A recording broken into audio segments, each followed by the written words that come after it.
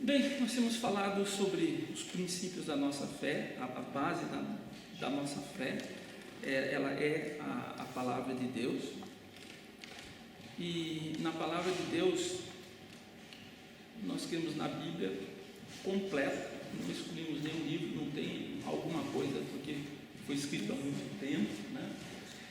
Então, como eu falei, nessa base da nossa fé, a Bíblia, tudo que nós somos falar é relacionado à Bíblia, né? Uma vez alguém disse assim, mas a referência de vocês é sempre na Bíblia? Na Bíblia. A nossa fé é baseada na Bíblia. Mas a Bíblia, nós cremos que é a palavra de Deus, porque tudo que está escrito de coisas futuras, que foi escrito há milhares de anos atrás, aconteceu. Então, existem provas científicas que essa é uma palavra fiel, é uma palavra verdadeira. E os irmãos, eu quero que peguem as Bíblias agora. Todo mundo não na Bíblia. Todo mundo seu lado tem Bíblia. Nós temos, então, a primeira pergunta é: o que é? O que é? O que é uma Bíblia? Uma Bíblia. Hein? Coleção de livros, né? A Bíblia é coleção de livros, tá? Uma vez eu vi lá no Brasil escrito assim, a Bíblia do pescador. O que é a Bíblia do pescador? Hein? Uma coleção de livros, cada um pescador pescava tubarão, outro pescava piranha, outro pescava vários livros juntados num livro só. É uma Bíblia. Então uma Bíblia não precisa ser essa nossa, né? Só que essa Bíblia chama-se Bíblia Sagrada, então mudou, então é diferente das outras. E essa nossa Bíblia, nós temos duas partes: o Antigo Testamento e o Novo Testamento, tá? No Antigo Testamento, a igreja protestante é diferente da igreja católica, tem 46 livros, tá? E esses 46 livros são os mesmos livros que também estão no livro judaico. Deus, Israel, eles têm esses 46 livros também. E a igreja católica, ela tem mais esses livros: Judite, Tobias, Sabedoria, Eclesiástico, Baruque, primeiro Macabeus e segundo Macabeus. Então esses livros que nós vemos aqui, que não estão, são livros que, quando foi feita uma seleção dos livros, em alguma coisa nesse livro, que não dá para entrar em detalhes agora, que não estava de acordo com o restante dos outros livros. Esses livros, por exemplo, Judite, Tobias, Sabedoria, Eclesiástico, Baruque, Macabeus, segundo Macabeus, são livros históricos. Não quer dizer que eles são totalmente errados, não. Conta histórias, tem uma parte histórica que é comprovada, principalmente sobre a revolta dos Macabeus, primeiro Macabeus, historicamente falando, o que está escrito ali é correto. Só que tem alguns rituais, algumas coisas ali que não está de acordo com o restante da Bíblia, né? Por que nós não oramos pelos mortos, nós protestantes? Por quê? Não tem nenhuma base bíblica. E se você olhar de Gênesis, Apocalipse, não tem nada. Agora, nos livros apócrifos, que esses livros a mais que são chamados apócrifos, tem alguma referência sobre orar pelos mortos. Por isso que, no caso da Igreja Católica, vai orar também pelos mortos, para a alma, purgatório, todas essas coisas aí. Agora, nós cremos exatamente no que está escrito nesses 46 livros. Depois da morte, segue-se o juízo. Então, gente, nós vamos deixar a nossa decisão enquanto nós vivemos. Depois que nós morremos, segue-se o juízo. Então, é muito importante nós termos essa consciência que eu preciso ter a minha vida hoje preparada em Cristo Jesus. Está escrito em Hebreus 9:27. Hebreus 9:27. Você pode ler então, Cátia. Hebreus 9:27. Diz assim: e como aos homens está ordenado morrerem uma vez, vindo após disso o juízo. Então, morreu. Acabou. Não tem esse negócio Não de Alguém reencarnação. chegar lá, orar, ou reencarnação, não. Então eu vou voltar novamente num outro corpo para fazer a decisão se eu quero fazer a coisa certa ou a coisa errada. Não existe nada, gente, na Bíblia, não tem nem escrito que dê uma ligeira noção que isso possa acontecer.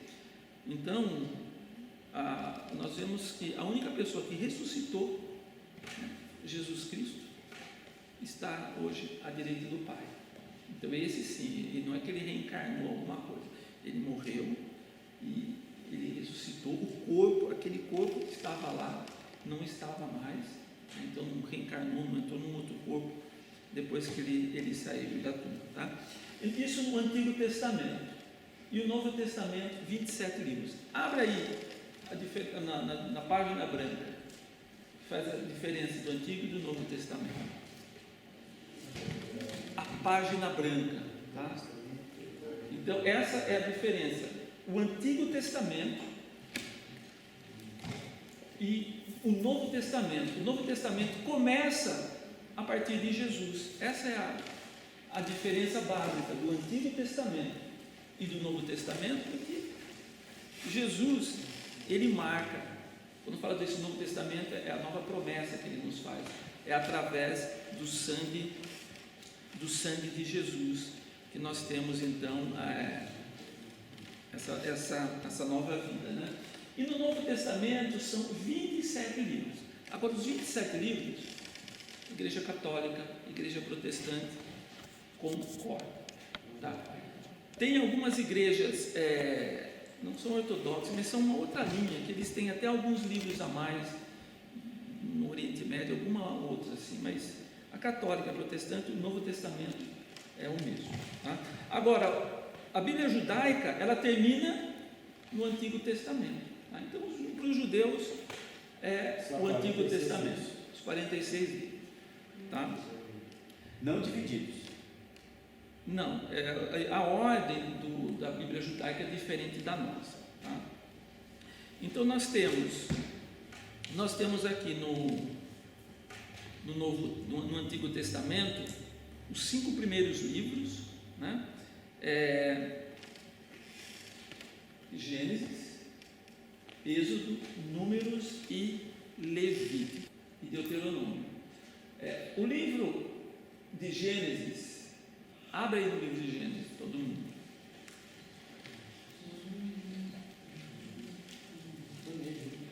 Facinho, né? Primeiro livro da Bíblia. Gênesis é o livro do começo. Não tem histórias terminadas no livro de Gênesis, entre aspas, alguma coisa.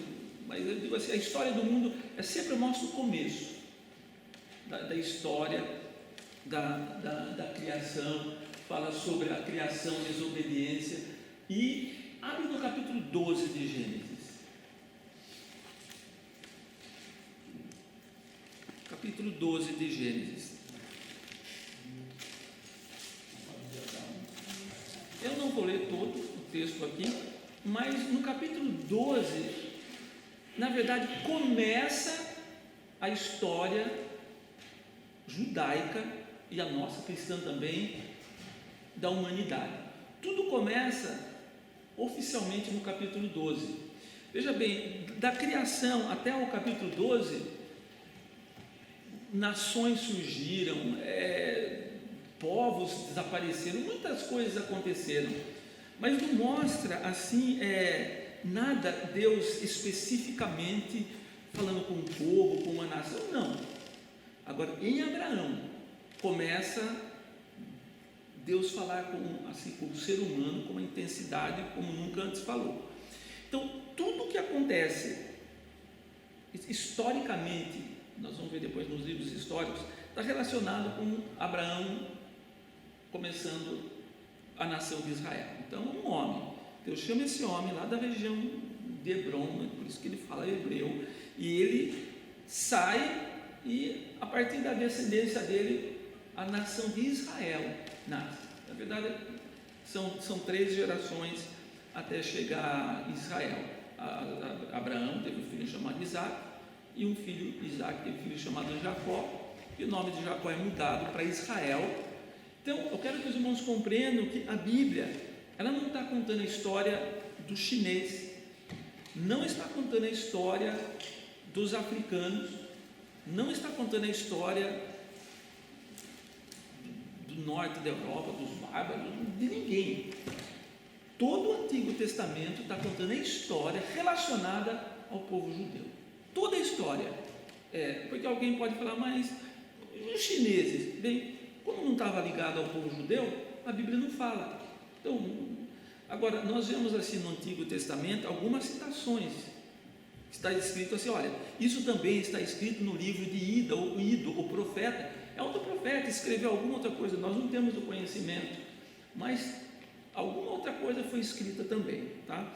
Mas para nós é importante nós sabermos que o Antigo Testamento ele está tratando do povo judeu. Essa que é o intuito de Deus na história para a humanidade. Então nós vamos ver aqui um pouquinho, nós vamos ver os outros livros depois, mas só para terminarmos de falar do livro de Gênesis. Gênesis mostra a história da criação, tá? Também mostra a história da criação, como nós vimos na semana passada, o pecado e a espécie humana, depois que peca, começou a se corromper. Por isso que quando nós chegamos no livro de Gênesis, fala que o ser humano foi se corrompendo a tal ponto que Deus falou o seguinte, olha, eles são carne, eu sou Deus. E chega, o ser humano, sabe a liberdade que ele teve? Fez coisas cruéis. Por isso que vem, Deus manda um dilúvio sobre a terra. Só que no meio desses seres humanos que faziam coisas assim com muita crueldade, tinha um homem, Noé, e a família dele que era justo. Então o que Deus faz? Deus salva este homem. Todos os animais da roda dele ali é salvo também, e vem esse dilúvio e aquele ser humano é destruído. Mas aí quando continua a descendência de Noé, lá na frente, o ser humano começa a fazer coisa errada de novo e vem seguindo. Então o livro de Gênesis mostra a depreciação da espécie humana, veio o dilúvio, e aqui no capítulo 12, chamada de Abraão, mostra o nascimento de Jacó, que depois foi mudado para Israel, e o livro de Gênesis termina com a entrada do povo no Egito. Como que o povo entrou no Egito? Veio uma fome na face da terra, e muitos irmãos conhecem, mas para quem não conhece, José era um dos filhos de Jacó, foi vendido como escravo, foi parar lá no Egito, e ele decide o sonho de Faraó sobre 7 anos de abundância e 7 anos de miséria. Aí o Faraó, quando soube que ele era uma pessoa que estava ligada aos deuses, a Deus, tira ele da prisão e coloca ele como governador do Egito.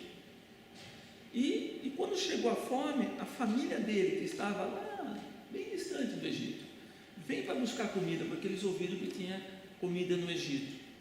E ali eles se deparam com José os alimenta, depois se revela a eles também. Mas o que aconteceu foi que José fala o seguinte: olha, venham morar aqui tem comida, tem fartura, e eles foram. E eles vão para lá e acabam se instalando ali no Egito. Só que o que acontece? Que o tempo foi passando, veio um outro faraó, e veio outro e perguntou: quem é esse povo aqui? Esse povo hebreu, o que eles estão fazendo aqui? Se esqueceram do que José fez e escravizou. Pensa que eles ficaram escravizados por 530 anos. Nós vemos assim, o Brasil tem pouco mais de 500 anos, não é isso? O tempo da existência do Brasil foi o tempo de escravidão do povo de Israel no Egito. Agora pense, nesses 500 anos, eles se multiplicaram ali também, tá? Então nós temos o livro de Gênesis, que mostra até a entrada no Egito, e o livro de Êxodo, que mostra a saída do Egito e o começo da caminhada no deserto. Êxodo, o que quer dizer êxodo? Saída. Exit, saída. Quando nós fomos na Grécia, né?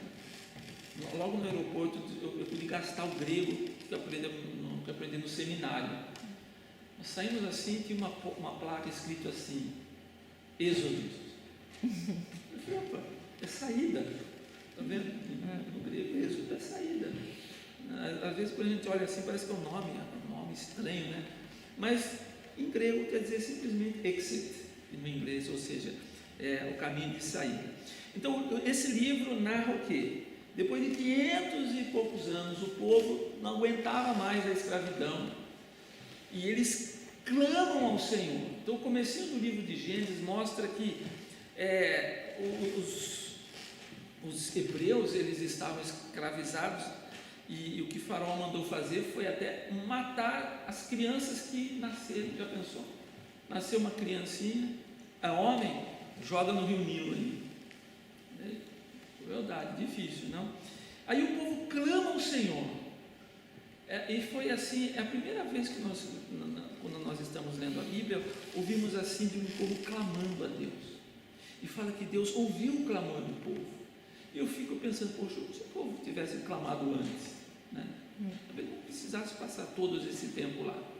Mas, embora eles estavam como escravos, estavam numa situação confortável, né? Não tinha uma perseguição. Mas quando chegou ali para morrer as crianças, esse povo não pode crescer muito. Então, o povo clamou ao Senhor. Isso daí já é uma lição para nós hoje. Quando nós clamamos ao Senhor, o Senhor ouve. Diz assim Jeremias 33:3: clama a mim e responder-te-ei, e anunciar-te-ei coisas grandes e firmes, coisas que tu não sabes. Eu falei que hoje vai ser uma noite assim de milagres, né? E nós vamos ver que os milagres sempre acontecem quando nós clamamos, quando nós pedimos. Então, no livro de Êxodo mostra a saída do povo do deserto, no deserto. Tá? E ao sair com o povo, nós vamos ver que muita coisa acontece. Às vezes nós tem aquele filme que passa sobre os 10 mandamentos, né? Parece o povo chegando no deserto, coisa mais linda do mundo, está livre, né? Mas ali que o problema começa, né? Mas o livro de Êxodo, quer dizer, saída, mostra que depois das pragas eles saíram e o último obstáculo deles para eles saírem era o Mar Vermelho. Porque, claro, quando o Faraó falou, pode sair. Agora eu pergunto, sair para onde? Eles não tinham uma rota marcada, não, vamos para essa direção, vamos para aquela. Eles nem sabiam para onde eles iam. E o que Deus manda? Uma nuvem para que fosse guiando eles. E a Bíblia fala que a nuvem guiava eles durante o dia e durante a noite. Essa mesma nuvem trazia sombra para eles, proteção, e durante a noite essa nuvem era quente para aquecer o povo ali no deserto. Mas eles caminham e vão até o Monte Sinai, né? Depois que o mar se abre, eles caminham, chegando no Monte Sinai. Agora eu quero que abra Êxodo capítulo número 20. Falou Deus a todas essas palavras: eu sou o Senhor teu Deus, que te tirei da terra do Egito, da casa da servidão. Não terás outros deuses diante de mim. Não farás para ti imagem de escultura, nem semelhança alguma dos que há nos céus, nem na terra, ou nas águas, ou debaixo das águas. Não te encurvarás a elas, nem as servirás, pois eu, o Senhor teu Deus, sou Deus zeloso, que visto a maldade dos pais nos filhos, até a terceira e quarta geração daqueles que me odeiam, mas faço misericórdia até 1000 gerações daqueles que me amam e guardam os meus mandamentos. Não tomarás o nome do Senhor teu Deus em vão, pois o Senhor não terá por inocente o que tomar o seu nome em vão. Lembra-te do dia de sábado para o santificar. 6 dias trabalharás, e neles farás toda a tua obra, mas o 7º dia é o sábado do Senhor, o teu Deus.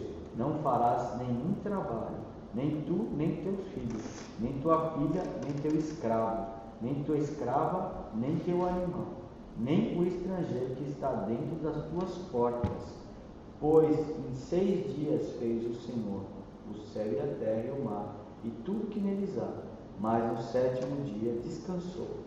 Por isso abençoou o Senhor o 7º dia, e o santificou. Honrai o teu pai e a tua mãe, para que prolongues os teus dias na terra, que o Senhor, o teu Deus, te dá. Não matarás, não adulterarás, não furtarás, não dirá falso testemunho contra o teu próximo, não cobiçará a casa do teu próximo, não cobiçará a mulher do teu próximo, nem o seu escravo, nem a sua escrava, nem o seu boi, nem o seu jumento, nem coisa alguma do teu próximo. Veja que até Êxodo, capítulo 20, não existia nenhuma regra. Até Êxodo capítulo 20 não tinha Deus falando assim, olha, isso é errado, isso pode, isso não pode. O ser humano fazia as coisas de acordo com a consciência. Você sabe o que é isso daí? A partir daí começou a lei, sabe? Ou seja, cada um pode fazer, isso pode fazer, isso não pode fazer. Por isso que você vê muitas vezes na Bíblia, muitas coisas falando sobre o ser humano fazendo coisas erradas, e as pessoas falam assim, como que pode? Isso está na Bíblia. Não tinha lei, mas aqui é colocado uma lei, o que é certo e o que é errado. Só que Jesus, ele resumiu essa lei em 2 versículos. Quais são? Amarás a Deus de todo o seu coração e a teu próximo como a ti mesmo. Porque quem ama a Deus sobre todas as coisas, guarda os 5 primeiros mandamentos, que fala sobre Deus, não adorará imagens, santificar o dia de sábado, ou seja, ter um dia que você possa santificar o nome do Senhor. Gente, isso daí, nós não guardamos o sábado, mas o sábado quer dizer 7º. Um dia da semana é um dia de santificação para nós, é um dia que é do Senhor. E às vezes a gente se esquece, acha que, não, agora eu estou no Novo Testamento, não tem que guardar mais nada. Não, um dia para nós, no caso do domingo, não é só descansar, é o dia que eu vou descansar, mas também é o dia que eu vou servir a Deus, é o dia que eu vou buscar a Deus. Tá? E tem os outros 5 mandamentos, que quem ama o próximo como a si mesmo, não adultera, não mente, não furta. Então, não diz falso testemunho, não cobiça. De forma bem simples, né? Leia o livro de Levíticos, porque lá mostra o que você pode comer e o que você não pode comer, o que é bom para a saúde e o que não é bom para a saúde. Então, no livro de Levítico tem, além das leis morais, pode trazer perdão espirituais, tem também, olha, o A gente regime, ora e abençoa a alimentação sadia. Ali fala que comer gordura não é bom. Não fala que tem colesterol, alguma coisa assim. Não fala, não, a gordura use para queimar, não coma, sabe? Então ali está mostrando o que é bom para a saúde. Quem quer fazer um regime, observe o que está na Bíblia. Qualquer livro de algum nutricionista aí está escrito aqui nesse livro. Fala que peixe sem escama não é bom, Peixe porque sem a escama, bactéria entra direto no couro. peixe com couro, bactérias podem Então o melhor peixe para comer é com escama, porque você tira a escama e fica bonito. porque toda a impureza está na escama. No livro de Levítico você tem leis para os sacerdotes, pastores, ministros de louvor. Sabe a parte ministerial da igreja? As regras estão todas aqui, leis. Mas também as leis para dentro da igreja, de como as coisas funcionam, espiritualmente falando. E também as leis morais, como se casar, como se separar, como castigar um filho, como aqui no livro de Levítico mostra as leis básicas de sobrevivência aqui nessa terra. E também até regras de higiene tem aqui no Antigo Testamento. Tudo. Então o livro de Levítico são leis, ordens, ordenanças. Ninguém gosta de ler o livro de Levítico. Eu conheci um homem lá em Curitiba. Ele dava aula na escola dominical. Ele se converteu lendo o livro de Levítico. E ele se converteu na cadeia. Ele estava preso e deram uma Bíblia para ele. Quando ele começou a ler o livro de Levítico, ele era só leis. Ele falou assim: poxa, eu não vou ter salvação se eu não tomar uma posição na minha vida. Disso eu não consigo fugir. E ele se converteu a Deus. Tá? Então o livro de Levítico trata destas leis. E o livro de Números Sabe depois que o povo sai do Egito? Abre no livro de Números agora, e agora ficou fácil. Agora vai mudar um pouquinho o nosso estudo aqui. Quem aqui já leu o livro de Números? Pergunta. Leu todinho, o livro de Números. Um monte de vezes. Olha, vou falar para vocês. Complicado. Leia o livro de Números. É um livro assim que mostra milagres. Milagres de Deus ali no deserto. Porque sabe os 40 anos que eles caminharam ali no deserto? Gente, todo dia tinha um milagre. Então está aqui no livro de Números uma série de milagres. Nós vemos assim o poder de Deus se manifestando de uma forma assim muito especial mesmo. E nós podemos dividir o livro de Números em 3 partes. Primeiramente, eles avançam em direção ao Monte Sinai, e esse trecho, até eles chegarem ali, consome 2 anos. E depois de 2 anos eles chegam a celebrar uma comemoração da Páscoa. Mas durante esse período no Monte Sinai, tudo que o Senhor tratou com eles foi de ordem espiritual. Então, muitos ensinamentos, muitas coisas ali foram espirituais. Mas é ali no Monte Sinai onde Deus se manifesta de uma forma totalmente especial, dá a lei, eles aprendem a lei do Senhor, Deus dá os mandamentos, e dali eles seguem para um outro deserto que é de Cádiz Barneia, e ali outros milagres vão acontecendo. Quando nós falamos de caminhar no deserto, nós vemos que é o lugar de oportunidade. É oportunidade para acontecer milagres. No mapa nós vemos esse percurso que eles atravessaram aí. Esse trecho que nós vemos da saída do Egito até o Monte Sinai, eu demorei 6 horas de carro. 6 horas. E com estrada boa, tranquilo, né? Mas, como eu dei um exemplo nos cultos anteriores, eu passei pelo meu deserto também. Quando nós fomos a primeira vez para aquele local chamado Pernambuquinho, onde tivemos que viver pela fé, e onde tínhamos falta de quase tudo ali, mas foi ali que Deus operou os milagres que até hoje eu estou testemunho na igreja. Foi ali que um dia nós tínhamos água salgada da praia e nós oramos para que Deus transformasse em água doce. Mas o texto que eu li para aumento da minha fé foi justamente o texto daqui, Moisés, quando estava diante das águas de Mara, e aquelas águas eram amargas, foram transformadas em águas doces. Moisés usou o cajado para abrir o mar. Moisés usou um pedaço de lenho para jogar naquelas águas, para que aquelas águas se tornassem doces. Agora, o que nós usamos? O nome de Jesus. Porque Jesus é o cajado, Jesus é o lenho. Eu não preciso de nenhum artifício hoje. Porque o nome de Jesus é poderoso. O nome de Jesus basta para que o milagre aconteça. Mas é no deserto.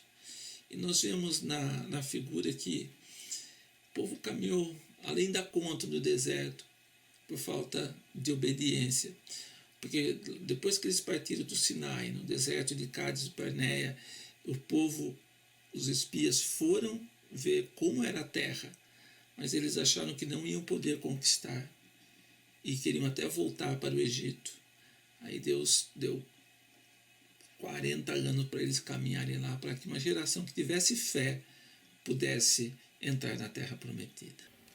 Mas aqui no livro de Êxodo, e esses livros juntos, que nós vemos assim muita coisa acontecendo. Então, por exemplo, vamos ver assim alguns milagres. Primeiro grande milagre, o Senhor tira eles do Egito e eles vão caminhando em direção ao Mar Vermelho.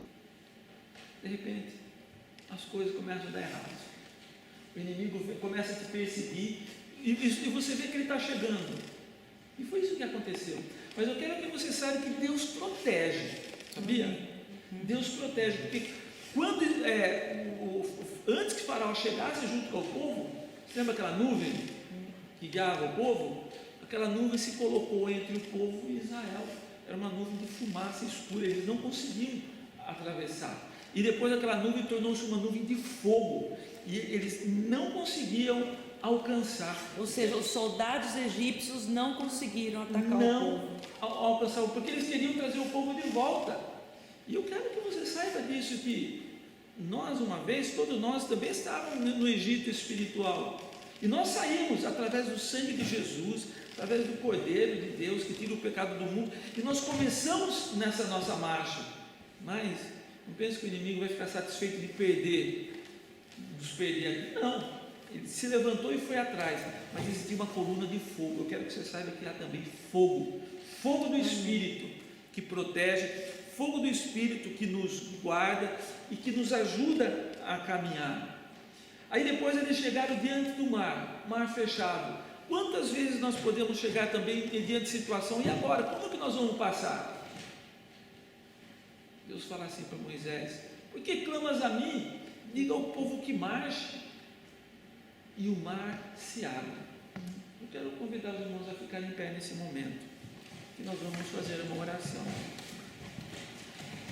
Porque muitas vezes nós estamos assim, como o povo de Israel, sabe? Nós saímos, nós tomamos a decisão, fomos libertos, mas o inimigo está atrás de nós, e nós não temos para onde correr, nós não temos uma saída.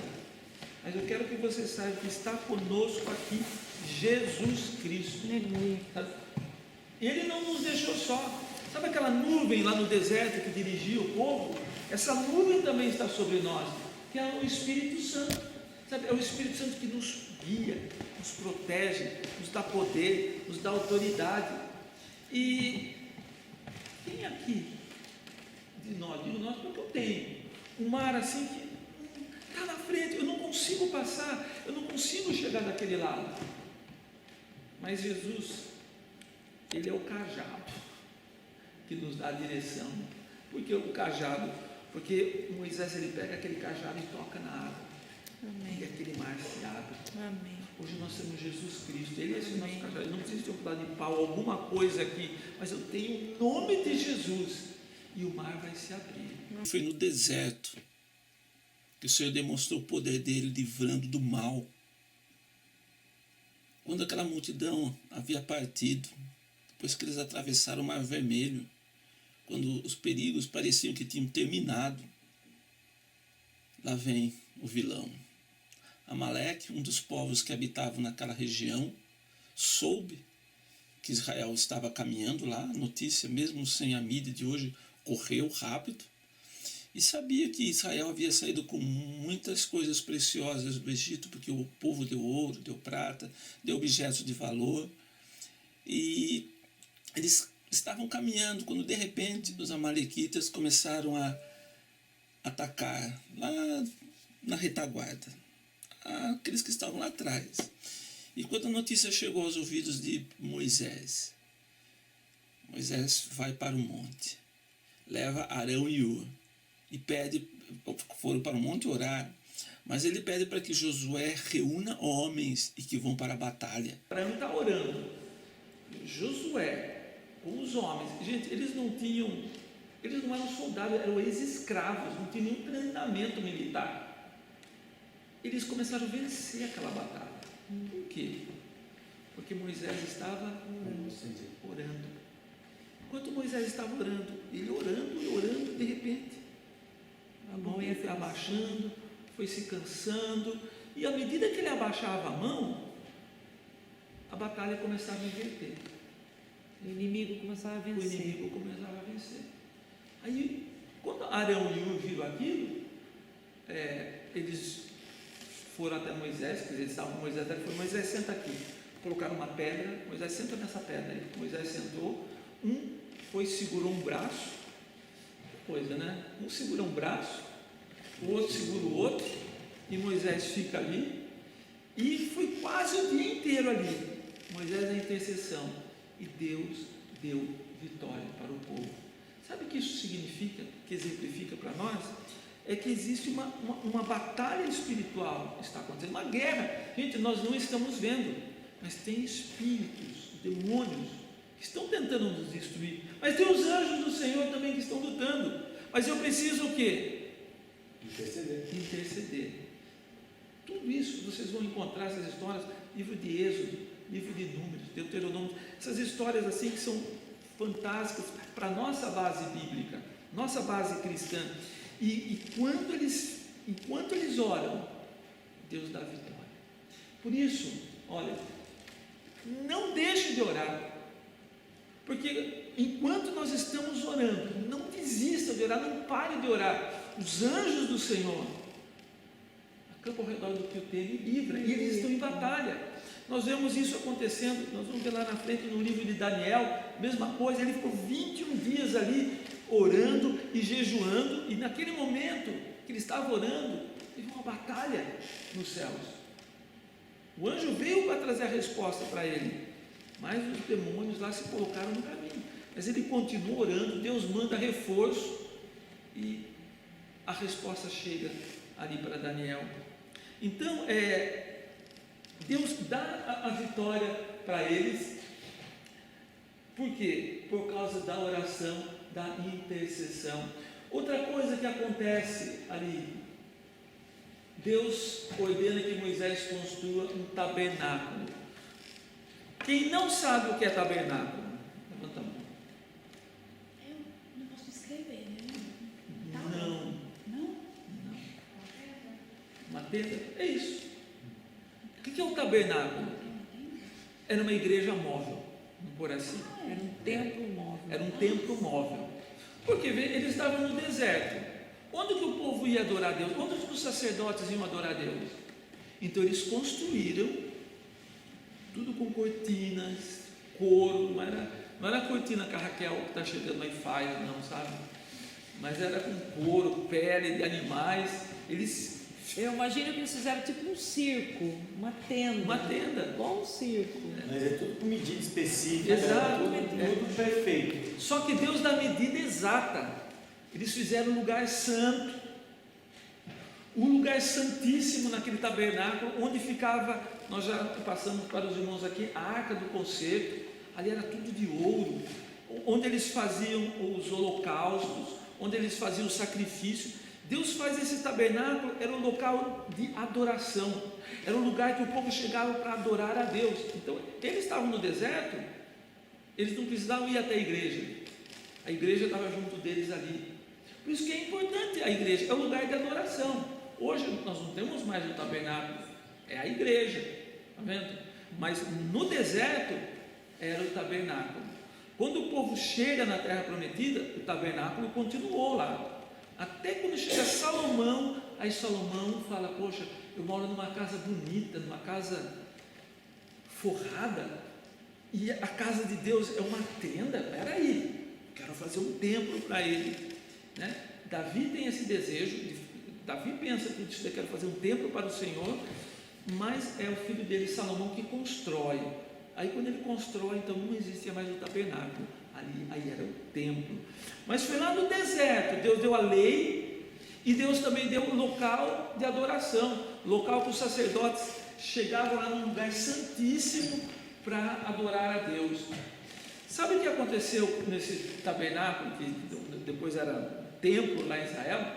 Quando Deus manda fazer o templo, também tinha uma cortina que separava o lugar santo do lugar santíssimo, onde o sacerdote uma vez por ano entrava lá. Era santo o negócio ali, era sagrado, ali Deus se manifestava. Quando Jesus morre, o véu do templo, aquela cortina, se rasgou de cima para baixo, imagina, ficou exposto. O que significa? Que antes só o sacerdote, uma vez por ano, purificado, entrava na presença de Deus, no lugar santíssimo. Hoje, através do sangue de Jesus, esse véu, essa cortina se rasgou.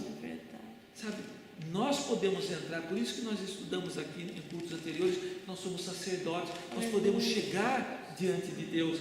Mas foi aqui, olha, no deserto que eles construíram o tabernáculo, o lugar de adoração. Gente, é importante.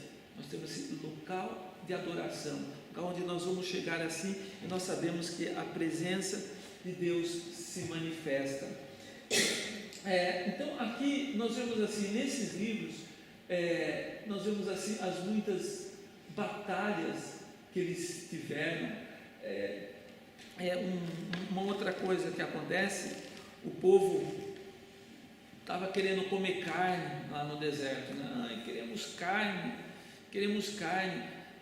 Alguém pode falar assim, mas como? Vocês vão ficar pedindo carne aqui no deserto? Olha quantos bois vão ter que morrer aqui para alimentar 2 milhões de pessoas. E onde que nós vamos buscar isso daí? Onde que nós vamos buscar coisas impossíveis, hein? Do céu. Gente, Deus, é do céu. E Deus fala assim, Moisés, fala para o povo que eu vou dar carne para ele. E o povo vai comer tanta carne que até saiu pelo nariz. Nossa, eles vão comer. E eles falam, mas como vai ter tanta coisa para nós aqui? Gente, o nosso Deus é o Deus Todo-Poderoso. Gente, não tem coisa difícil. Gente, não adianta você pensar assim, mas isso daqui é pedir demais para Deus.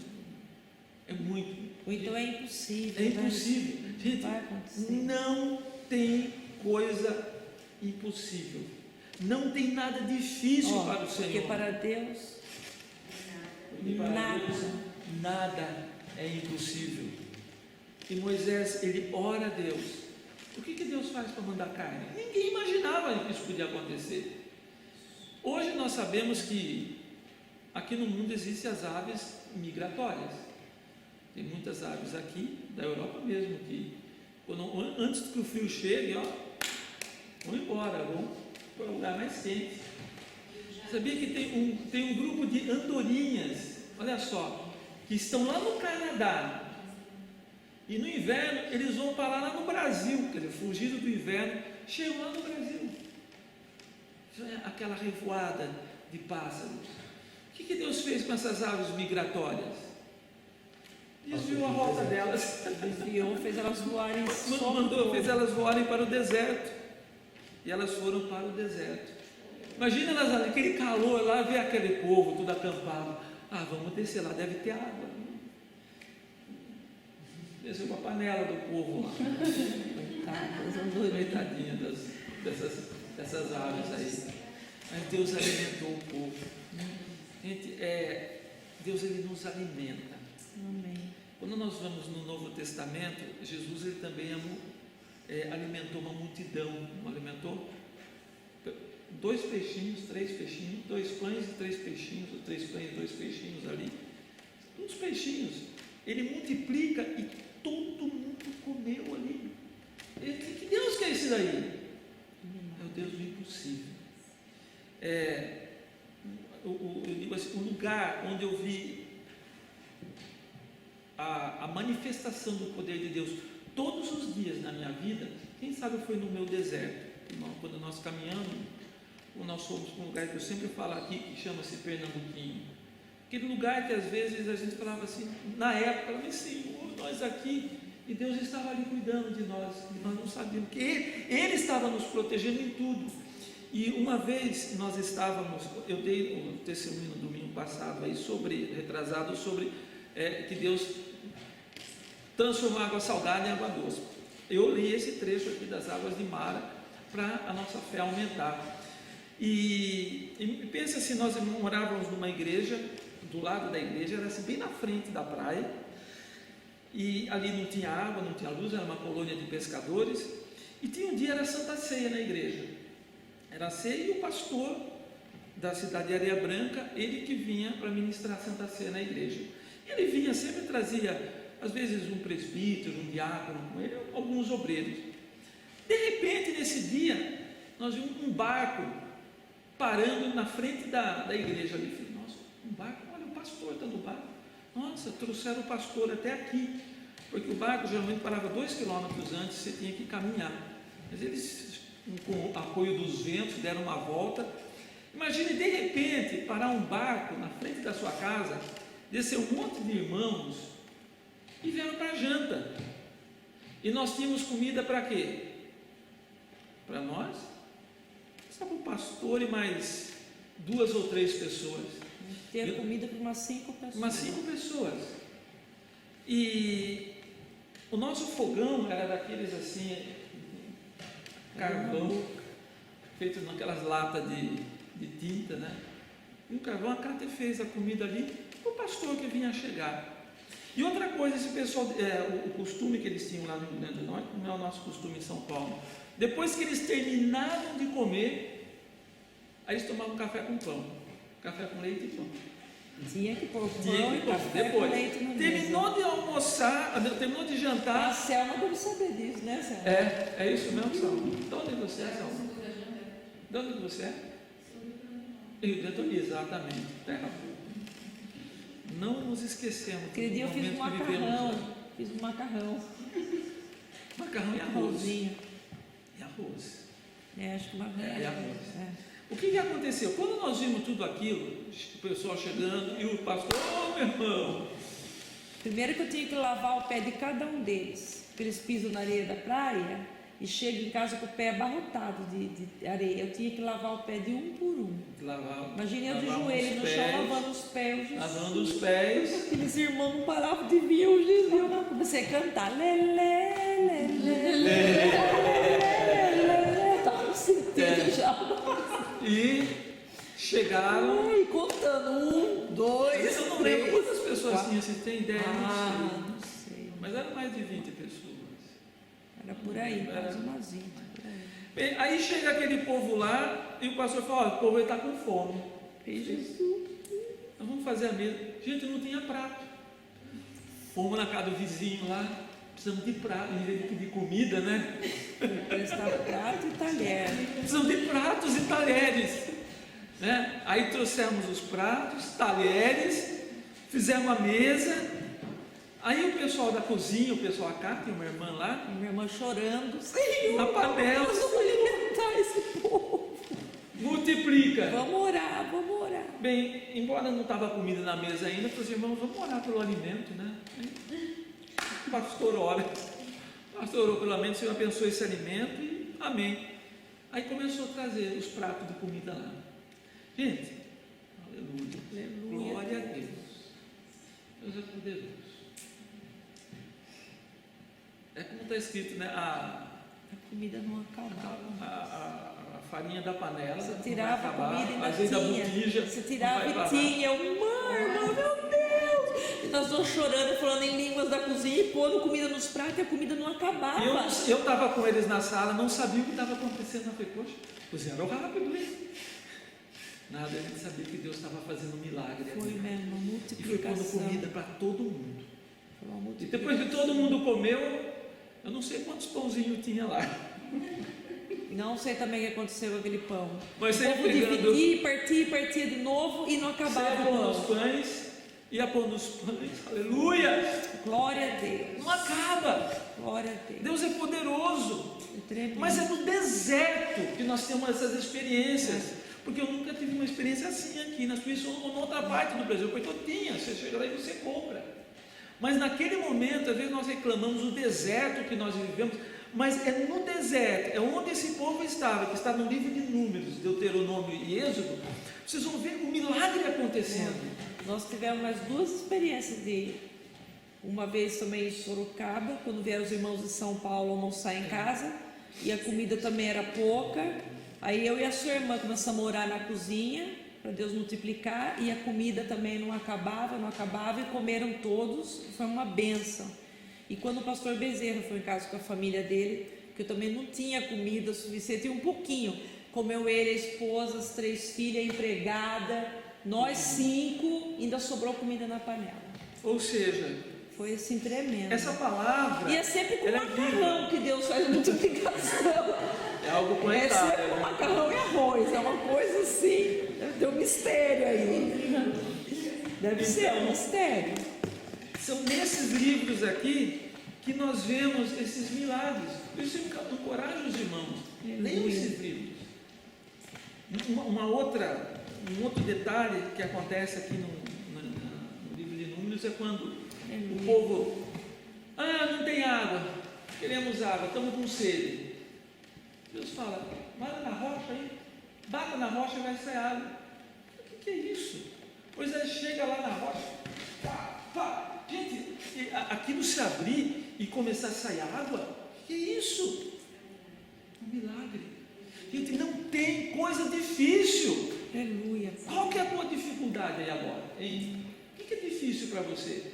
Para Deus não tem coisa difícil. Porque está escrito assim, minha é a terra. Olha só. De quem que é essa terra? De Deus. Está escrito assim, minha é a terra. As coisas, os homens e tudo que nela há. Aleluia. Tudo que tem aqui pertence a Deus. Aleluia. Glórias a Deus. Tudo pertence a Deus. Então tudo que eu preciso é confiar. Vamos ficar em pé.